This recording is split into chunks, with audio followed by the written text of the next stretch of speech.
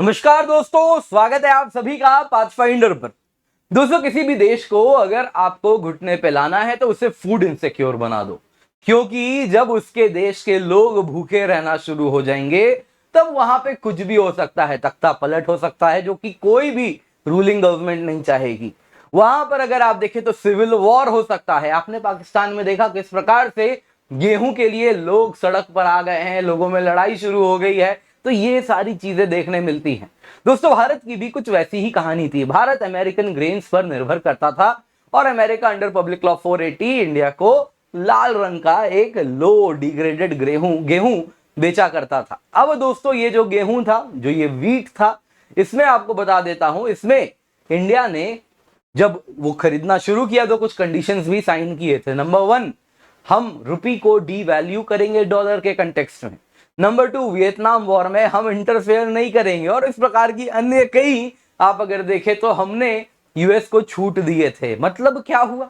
मतलब ये हुआ दोस्तों, अगर आप फूड इनसिक्योर है तो आपकी सोवरेनिटी को खतरा होता है। लेकिन दोस्तों, उसके बाद इंडिया ग्रीन रिवॉल्यूशन करता है और फिर इतना wheat production, rice production Bharat में हुआ कि हम सिर्फ अपने देश को ही नहीं, इतना सरप्लस फूड प्रोक्योर करते हैं, स्टोर करते हैं कि आने वाले कुछ साल तक भी हम फूड सिक्योर रहते हैं। अब दोस्तों, ये बात पश्चिमी देशों को पसंद नहीं आ रही है और इसी फूड सिक्योरिटी पर प्रहार कर रहे हैं। डब्ल्यूटीओ में दोस्तों एक बड़ा खेल शुरू हो चुका है। भारत को पहले एक आश्वासन दिया गया था, अब उस आश्वासन से ये पश्चिमी देश मुकरना शुरू कर रहे हैं। आप देख सकते हैं दोस्तों, न्यूज कुछ इस प्रकार से आपके सामने आई है जो आप यहां पर देख रहे हैं, जिसमें कहा जा रहा है किस प्रकार से डब्ल्यूटीओ में अगर आप देखें तो UK, US WTO food subsidy clause को अब फर्दर एक्सटेंड नहीं करने वाले, एक्सटेंड करने के खिलाफ अब वो आवाज उठा रहे हैं। आप यहां पे देख सकते हैं दोस्तों, यूके, यूएस, ईयू, जापान, ये सभी फर्दर पीस क्लॉज को एक्सटेंड नहीं करेंगे। अब यहां पर बहुत लोग पूछेंगे, सर ये पीस क्लॉज क्या है जो बाली मिनिस्ट्रियल कॉन्फ्रेंस में हुआ था? मैं आपको यही आज डिटेल में बताऊंगा और उसके बाद बताऊंगा इंडिया पे क्या एलिगेशंस लगे हैं। तो ये एलिगेशंस भी दोस्तों हमें समझना है कि कैसे डब्ल्यूटीओ में इंडिया पे जो एलिगेशन लग रहा है कि वो इंडिया के फार्मर को इस प्रकार का प्राइस सपोर्ट देता है। मेन प्रॉब्लम है मिनिमम सपोर्ट प्राइस से। आपको मालूम होगा, इंडिया अपने पैडी फार्मर्स को, व्हीट फार्मर्स को एमएसपी प्रोवाइड करता है, भारत खुद प्रोक्योर करता है ना। किसान से हम खुद प्रोक्योर करते हैं, फूड कॉर्पोरेशन ऑफ इंडिया, उनके बिहाफ पे बाकी लोग भी जाके प्रोक्योर करते हैं। वो जो गेहूं, वो जो पैडी या फिर चावल जो प्रोक्योर होता है, वो चावल अगर आप देखें तो कहां पे जाता है? फिर जाके एफसीआई के सिलोज में स्टोर होता है और वहीं से अगर आप देखें तो पब्लिक डिस्ट्रीब्यूशन सिस्टम के अंदर लोगों तक पहुंचता है। यानी कि एमएसपी की आवश्यकता क्या है? इंडिया का कहना साफ है, इसके द्वारा भारत की फूड सिक्योरिटी इंश्योर होती है, क्योंकि एमएसपी होता है तभी पूरा एफसीआई का तंत्र काम कर पाता है और आम आदमी, आम नागरिक के थाली में भोजन आ पाता है ना। फिर वो अंत्योदय अन्न योजना के थ्रू हो, नेशनल फूड सिक्योरिटी एक्ट के थ्रू हो, या अलग अलग तरीकों से हो। अब यूएस कहता है ये एमएसपी बंद करो, क्योंकि तुम्हारे एमएसपी से हमारे किसानों को इंपैक्ट होता है। कैसे होता है अभी समझेंगे, और क्या एलिगेशन है भारत पे वो भी जानेंगे। पर उससे पहले आगे बढ़े दोस्तों, आपको बताना चाहूंगा उड़ान बैच हम लेकर के आए हैं। 1 अगस्त से ये बैच स्टार्ट हो रहा है। लेकिन दोस्तों, यहाँ पे बहुत जरूरी अनाउंसमेंट ये है कि 7,999 रुपए में अभी तो आपको मिल रहा है, लेकिन 25 जुलाई से प्राइस हाइक होने वाली है। तो मेक श्योर प्राइस हाइक के पहले आप सब्सक्राइब कर लें, डिले ना करें। नीचे KC10 कोड के साथ आपको लिंक मिलेगा, सब्सक्राइब जल्दी से जाके एनरोल कर लें। नीचे डिस्क्रिप्शन बॉक्स, पिन कमेंट में लिंक मिलेगा। और जब डिस्काउंट की बात आई, यूज द कोड KC10। इसके सिवा दोस्तों आप देख सकते हैं इस कीमत पे आपको क्या मिलेगा? 900 से अधिक घंटे की लाइव क्लास मिलेगी, जिसमें पूरा सिलेबस कवर हो जाएगा। 10 मेंस की टेस्ट सीरीज है, 40 प्रीलिम्स की टेस्ट सीरीज है, टॉपर्स की क्लासेस है, वेल प्लान शेड्यूल भी आपको मिलेगा।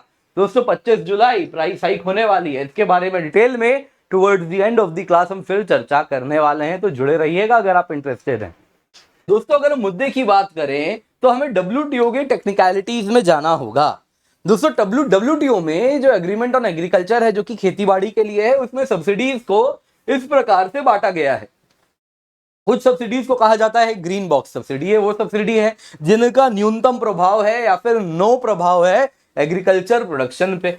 फिर कुछ सब्सिडी होते हैं ब्लू बॉक्स सब्सिडी, तो ये कुछ डेवलप्ड कंट्रीज देते हैं, लेकिन सबसे काम का हमारे लिए है एम्बर बॉक्स सब्सिडी। एम्बर दोस्तों इस रंग का होता है, ट्रैफिक लाइट में आपने देखा है ऑरेंज, तो उस प्रकार के सब्सिडी को कहते हैं amber box subsidy. Amber box subsidy में वो सभी सब्सिडी इंक्लूड होते हैं जिसके वजह से प्रोडक्शन की क्वांटिटी को बदली जा सके। क्या मतलब, एक एग्जांपल देते हैं दोस्तों, मिनिमम सपोर्ट प्राइस के साथ अगर आप देखें तो भारत सरकार मान लेते हैं, एक रैंडम नंबर लेते हैं, गेहूं के लिए मान लीजिए मिनिमम सपोर्ट प्राइस 22 रुपया किलो, ठीक है, और सरकार का एश्योरेंस है जो भी गेहूं प्रोड्यूस करेगा 22 रुपए किलो पे मैं आके तुमसे towards the end of the season खरीद लूंगा। तो क्या होगा, सारे किसान क्या करेंगे, एश्योर्ड है कि भाई मार्केट पक्का है, कीमत भी तय है, तो मुझे क्या करना है, गेहूं प्रोड्यूस करना है और फिर आराम से बैठना है, सरकार आएगी लेके चली जाएगी। तो इस प्रकार से सारे किसान क्या करने लगेंगे, गेहूं प्रोड्यूस करने लगेंगे। तो सरकार के पास क्या हो जाएगा, गेहूं सरकार प्रोक्योर करेगी और यही गेहूं फिर पीडीएस पब्लिक डिस्ट्रीब्यूशन सिस्टम में, जो कि आम नागरिक तक खाना पहुंचाने का काम, वही गेहूं होगा ना, वही खाना, वही गेहूं राउट किया जाएगा, जिसके द्वारा अगर आप देखें तो मिड डे मील स्कीम में गेहूं जाएगा, उससे रोटी बनेगी। आम आदमी नागरिक नेशनल फूड सिक्योरिटी एक्ट, उसके द्वारा उस गेहूं से उसका भी घर चलेगा। तो इस प्रकार से अगर आप देखें तो ये जो सब्सिडी है मिनिमम सपोर्ट प्राइस, जिसके द्वारा अगर आप देखें तो सरकार क्या कर रही है, प्रोडक्शन को बढ़वा रही है। तो ये कैसा सब्सिडी है, एम्बर बॉक्स सब्सिडी है। इससे क्या समस्या है, इससे समस्या ये है कि भारत में यदि गेहूं का प्रोडक्शन बढ़ जाएगा तो भारत के पास गेहूं सरप्लस है, क्या भारत गेहूं खरीदने लगेगा दूसरे देशों से, नहीं। क्या भारत के पास सरप्लस गेहूं है जिससे वो दूसरे देशों को बेच सकता है, बिल्कुल बेच सकता है। यानी कि ट्रेड डिस्टॉर्ट हो रहा है, ट्रेड को बदला जा रहा है आर्टिफिशियली सरकार के स्कीम के द्वारा। तो इसको क्या कहते हैं, ट्रेड डिस्टॉर्शन।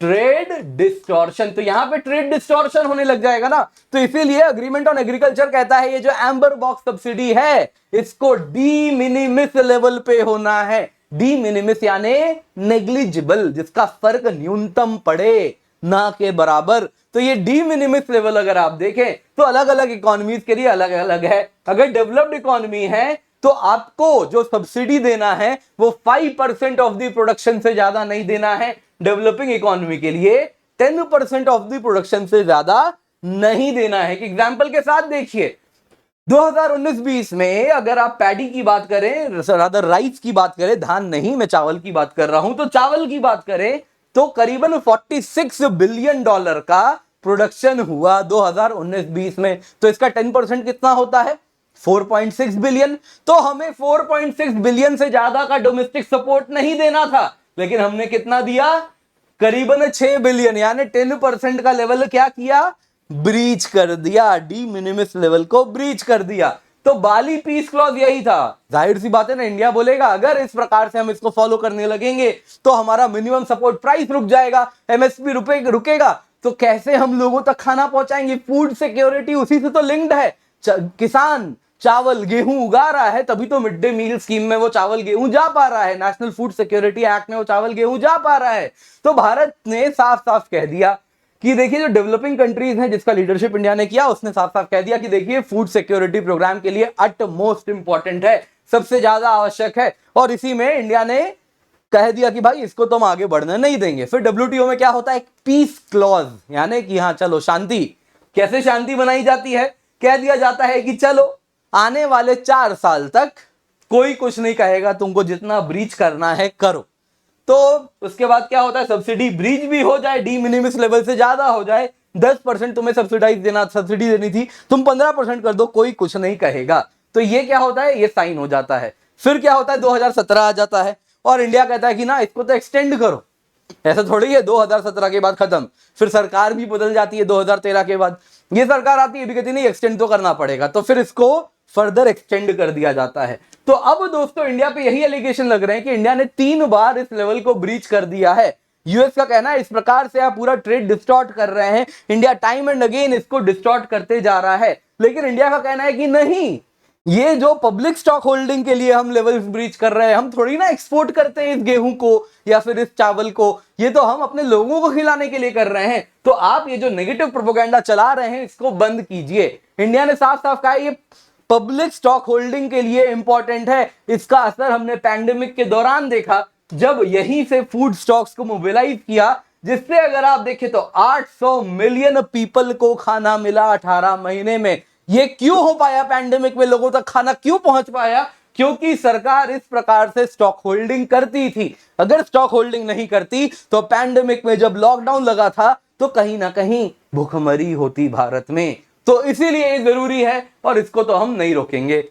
यहीं पर अगर आप देखें तो वेस्ट का ये जो पूरा मूव है, ये जो प्रोपेगेंडा चल रहा है, ये सारे डेवलपिंग कंट्रीज को कहीं ना कहीं टारगेट कर रहा है। और इसलिए डेवलपिंग कंट्रीज एक ग्रुप बना रहे हैं जिसमें इंडिया है, इंडोनेशिया है, चाइना है और पूरा अफ्रीकन ग्रुप है। इन टोटल इसमें 80 देश हैं जो कि 6.6 billion people and 80% of the global population को रिप्रेजेंट करते हैं, जो कि अब वेस्ट के खिलाफ खड़े हो गए हैं कि अब इस प्रकार से तुम हमारे फूड सिक्योरिटी पे फर्दर अब परेशान हमें ना करो, फूड सिक्योरिटी को डिस्टर्ब मत करो। दोस्तों आज की क्लास पसंद आई होगी तो लाइक जरूर कीजिएगा। दोस्तों उड़ान जीएस एंड ऑप्शनल कॉम्बो आपके लिए हम लेकर के आए हैं, जिसमें कंप्लीट जीएस तो मिल ही रहा है, साथ साथ आपको ऑप्शनल भी आप जो चाहें वो चुन सकते हैं। पीएसआईआर है, ज्योग्राफी है, हिस्ट्री है, एंथ्रो है, ये सारा आपको मिल रहा है केवल 14,999 में। ऑप्शनल भी, जीएस भी, टेस्ट सीरीज भी। लेकिन दोस्तों 25 जुलाई के बाद प्राइस हाइक होनी है, तो उसके पहले ही इसको ले लें। Use the code KC10, make sure, तभी आपको डिस्काउंट मिलेगा। नीचे डिस्क्रिप्शन बॉक्स पिन कमेंट में लिंक है, एनरोल करें और जल्दी से जाएं। जाके आप क्या करें, उसमें जाके आप देख सकते हैं, एनरोल कर सकते हैं। दोस्तों इसमें आंसर राइटिंग प्रैक्टिस है, डिटेल्ड इवैल्यूएशन के साथ, फुल सिलेबस कवरेज है, अनलिमिटेड एक्सेस है सारे ऑप्शनल्स की। इसके सिवा दोस्तों ऑप्शनल करने वाले आप चाहें तो सारे ऑप्शनल सेपरेटली भी ले सकते हैं 7,999 में, लेकिन 25 जुलाई के बाद इसकी भी प्राइस हाइक हो जाएगी। तो यूज द कोड KC10। आप देख सकते हैं हमारे लर्नर्स हैं जो कि इसी पढ़ाई से टॉप भी किए हैं, तो आप भी कर सकते हैं। इस लेक्चर का PDF मिल जाएगा, डाउनलोड कर लीजिएगा।